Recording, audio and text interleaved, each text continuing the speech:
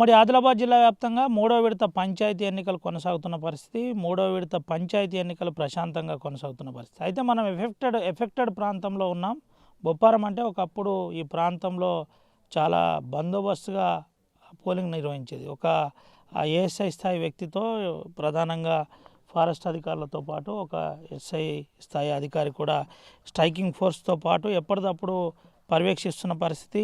జాగ్రత్తగా ఈ పోలింగ్ స్థానిక ఎన్నికలకు సంబంధించిన పోలింగ్ ప్రక్రియ కొనసాగుతున్న పరిస్థితి కనబడుతుంది. అయితే ఎఫెక్టెడ్ ప్రాంతాన్ని ఎందుకు మనం చూపెట్టే ప్రయత్నం చేస్తున్నామంటే ఇది కోటపల్లి ప్రాథమిక పాఠశాల. మన కెమెరామెన్ సాయంతో చూపెట్టే ప్రయత్నం చేద్దాం. ఇది బొప్పారం. ఈ ఏరియాలో రాజారం, బొప్పారం ఒకప్పుడు నేరుగా మావోయిస్టు పార్టీ ప్రాబల్యం ఉన్న ప్రాంతం. బాక్సుల్లో మావోయిస్టులు వచ్చేసి అప్పుడు తగలబెట్టిన పరిస్థితి 1998 నుండి 2002 వరకు ఆ ఎఫెక్టు ఈ ప్రాంతంలో ఎక్కువ